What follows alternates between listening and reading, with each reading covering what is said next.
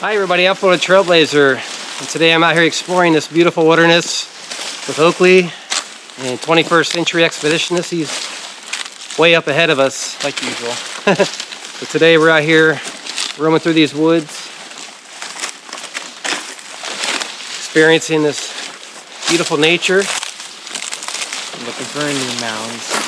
That's right. Today we're hiking towards an area where an ancient Indian mound is located. It should be very interesting to see the area today and what history we can discover out there.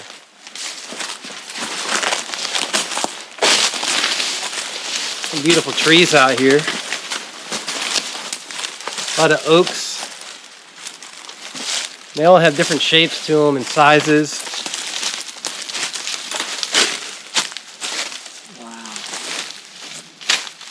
Huge tree. You can't really see it, but Yeah, that's a big one.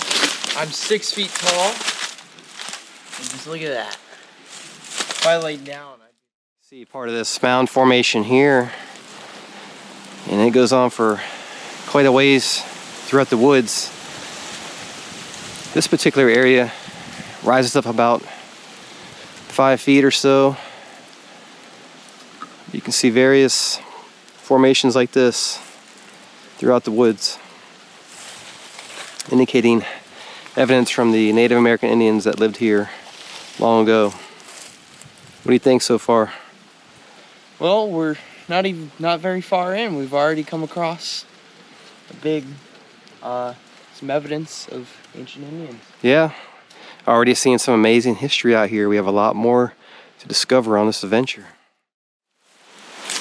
Getting deeper out here in the wilderness, making our way through this dense forest towards an old Native American Indian mound. And there's more mounds to be discovered, but we're hiking towards one. It should be pretty amazing. What do you think so far? You may even see some naval store remains around too. Turpentine industry history out here as well. So many layers of history. Yeah, ranch history here. That's true. I know there's an old cattle vat here somewhere. All right, let's carry on through the woods here.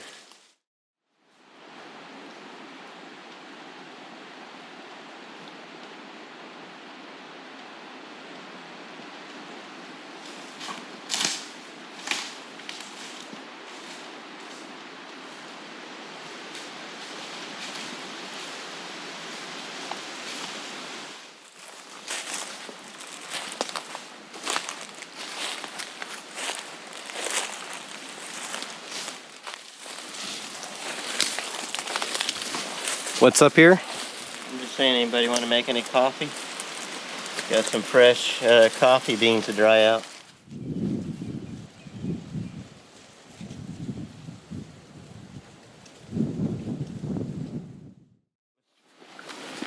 (1567) or somewhere in that time period, Pedro Menendez, founder of St. Augustine, who was commissioned by the King of Spain, did a expedition down the St. John's River, and he came into contact just south of Lake George. He came into contact with a tribe of Indians who called themselves the Mayaka. And seeing this, the midden here was around 35 acres. That tribe that he came in contact with, Mayaka, probably lived on this mound right here. This is probably the mound that was just south of Lake George that he was referring to. Or the village, not mound, but village just south of Lake George. Okay, we made it far back in the woods here to where this old Indian mound is, and a lot of it's eroded away and it's not as large as it used to be, but you can still see some of the formation of the mound as you navigate around the area, and we're right by this beautiful lake. Let's go down and check it out.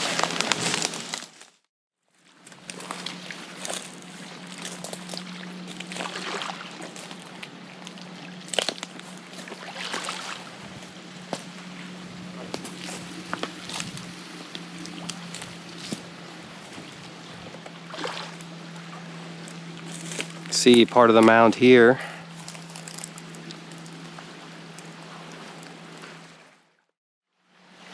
Wow, incredible views out here along this lake. What do you think so far? It's been a pretty nice adventure. We cut through the woods and then we reached the trail, and here we are at the Yeah, lake. made it to this old Indian mound out here, and you have to imagine this view that we're getting today, the same exact view the Native American Indians had hundreds and thousands of years ago. So it's great to be here in this place of history, walking in their footsteps and seeing what history we can discover along the way. And really beautiful nature, as you can see all around us. This is a large lake. You see a lot of boats out here. Let's continue walking this way along the shoreline here. And watch yourself, because there's a lot of cypress trees, but a lot of these cypress knees too, and it can be easy to trip over them.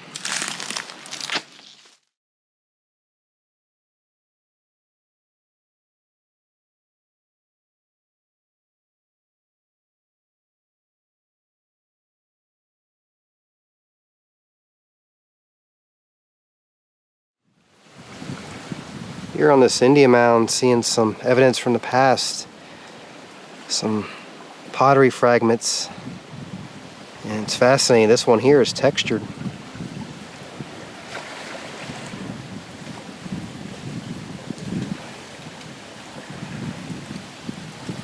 Get an idea of the size of these. These are some larger pieces.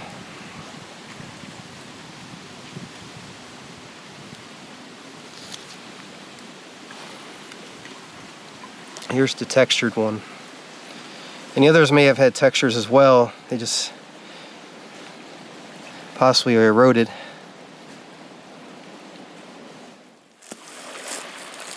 Foundation here along the shore. This may have been part of a structure here at one time, or a benchmark or survey marker. I'm not positive. You see this uprooted tree here. Lots of shells here. What do you think of this? It's crazy. Amazing. A wall of shells. Trees like this can uproot on these Indian mounds and just pull up along with it. Tons of history. Let's take a look at some of these shells.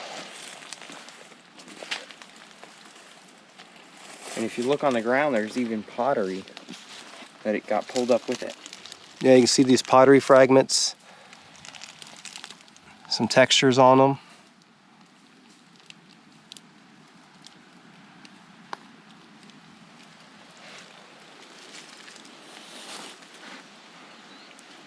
A lot of history here, hundreds, thousands of years.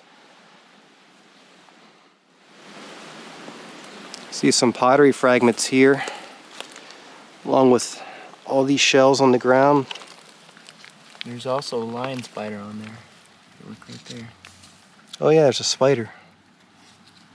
So we can get an idea of this pottery size, and some pieces are larger than others, but these are fairly large pieces.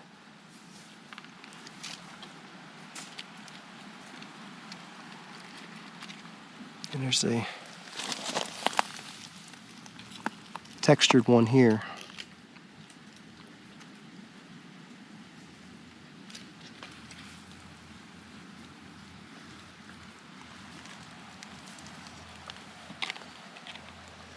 Amazing history out here. There's also a little, I think it's check stamp piece sticking out right there. Here's the other side of that uprooted tree.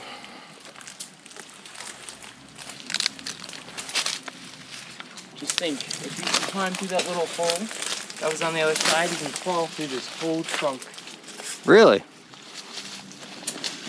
I'd say it's hollow all the way to the end. Some amazing views out here. It's a fairly large mound. We've been walking along it for a little ways now. It still continues on. I like to circle these mounds and get an idea of the formation and the size of them. And the only way to truly do that is to get out here and explore around, because they all vary. They're all different in their own way. We're exploring along this Indian Mound. It's a fascinating place of beauty and history, and You were mentioning that during the 1560s, Pedro Menendez came through here and had contact with the natives. Yeah, he took an expedition down the St. John's River. Through this area here? He came a little further south. He came south of Lake George. We're right now we're south of Lake George on the St. John's River. So they don't know exactly how far south he went, but as he was traveling down the St. John's River, he came in contact with a group of Indians who identified themselves as Mayaca. Incredible. But what's interesting is we don't know if there's just a confusion in the translation of the name, but some people theorize that the word Mayaca stems from the same word that the word Maya would stem from, and also Miami. So some people theorize that the Mayan Indians had contact with the Central Florida Indians and South Florida Indians. It's a lot of interesting history and mystery as well. And when you come to these places, you can just sense it all around you. And it's amazing too. These would be the same views the natives would have got from this area, right? During those times. Yeah. I mean, it probably hasn't changed much. I mean, imagine the mound was much larger. There's been a lot of erosion over the years, but it's in general, it looks the same as it did over 500 years ago, perhaps. Yeah, I mean, if they didn't do a lot of logging in the area, the same trees, some of the cypress trees would still be alive today. Yeah, without the logging industry coming in, there would have been very large cypress trees here during that time, I imagine. Well, a lot of the other trees come and go, but the cypress can, live to be thousands of years old. Exactly. A lot of those were logged out, but sometimes you can still see many of them. Along this mound, I'm seeing some cypress stumps and newer cypress trees, but as you were saying, back in those times, there would have been a lot more. Well, maybe, but they would have been, they didn't have logging in that time period, so. But basically the same species we're looking at now were in existence at that time period. Yeah, these mounds were used for different purposes. The charnel house mounds for a priest to, a charnel house, a little tiny structure, when someone would die, they would put their body in the charnel house, and sometimes they would use smoke and stuff for incense, but some of these Indians would let the body decay, and they would strip the flesh from the body over time as it decayed, and then once they had the skeletal remains, they would take the skeleton and they would bury it in fetal position in some of these mounds. And a lot of times they'd bury these, some of these Indians would bury their dead with things they treasured in life, like little ornamental shells and things they considered of value. They would put that in there with the remains of the person. So great care was taken in the process. Also consider like this mound here. We're seeing a lot of shells, and it was used for many purposes as we're talking about in over hundreds and thousands of years. But right here on this water, the mound would have been very high. It would have been a place of high ground. It probably could have been seen from other tribes traveling up and down the waterways here, right? Well, a lot of times, say the mound say there was Indians living here in 800 AD, and then say in 1400 AD, there was Indians living here. Well, those Indians may or may not have been connected to the other Indians, but they already got themselves a raised area, and they could put a house on here. Yeah. They could turn this into a temple mound. Just because it started out a trash heap doesn't mean it's going to be not used for something else, like a burial mound, or living quarters, or a charnel house mound, or even a temple mound. That's so true, yeah. So just because it's the discarded shell doesn't always necessarily make it just a trash heap. When you walk along these shores by the lakes, sometimes you can find these little shells laying around. Those are apple snails. Some of these are invasive species. Some of these snails that you see are not indigenous to the area, but the shells of the aquatic snail that the Indians ate, of course, were indigenous. Yeah, I see a lot of these around here. This appears to be an apple snail, but I don't remember. There's one species that is invasive of the snail. And then you'll see land snail, but the Indians didn't eat the land snail. Or at least I don't think they did.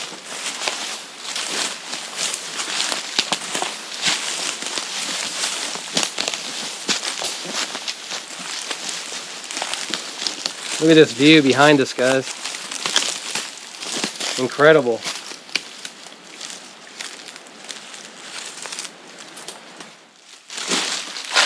Hiking through some really dense areas today. Doing a lot of bushwhacking, having fun. Yeah, getting out there into the woods, getting deep into the wilderness. Come across a couple different kinds of terrains. Yeah, a lot of pine trees, oaks, some cypress swamp areas. Trying to keep my footing here. Yeah, we're by a creek right now and it's pretty muddy over here. Yeah, very muddy in this area. Got a creek behind us. Seeing some citrus trees out here on this mound. Look at these oranges. An old sour orange. So you ate one earlier and you said they're sour? Yeah, most of the, well, some of the oranges came from agricultural areas, obviously, but the Spaniards introduced the sour orange, or the orange from Spain, and the Indians quickly scattered them across the land. So most of them are sour. They have a bitter flavor. That's how I like it. Yeah, bitter taste. Let's take a look at these though.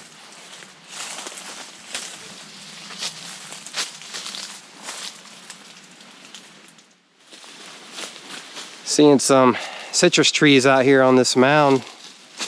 Look at these oranges. An old sour orange. So you ate one earlier and you said they're sour? Yeah, most of the, well, some of the oranges came from agricultural areas, obviously, but the Spaniards introduced the sour orange, or the orange from Spain, and the Indians quickly scattered them across the land. So most of them are sour. They have a bitter flavor. That's how I like it. Yeah, bitter taste. Let's take a look at these though.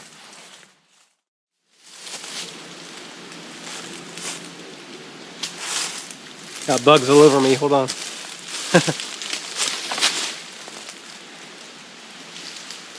So we're on this mound and you were indicating that this could be a borrow pit. Well, there looks to be borrow pits all around this area. Yeah, there's lots of them on this mound. Well, the Indians have borrowed the dirt to build the mound up. That's why they call it a borrow pit. So you're Oakley's standing right down in one there. Behind us you can see one. Enjoying his orange. Yeah, there's orange trees out here. And we saw another similar pit nearby and it was much larger than this though. Well, yeah, if it wasn't just a trash heap where they just piled up shell, they would often borrow the dirt. As a matter of fact, most of the mounds that are in Florida are comprised of dirt, if you believe it or not. Yeah, and they would build them up and they were used for various purposes. And this is obviously a mound complex. Yeah. Well, a lot of times in some mounds, the reason they're borrowing dirt is because they were burying dead in the mound. So could have been anything.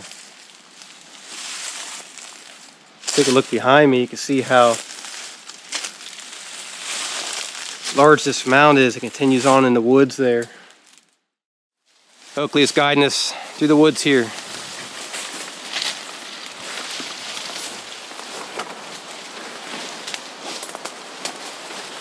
He's over there.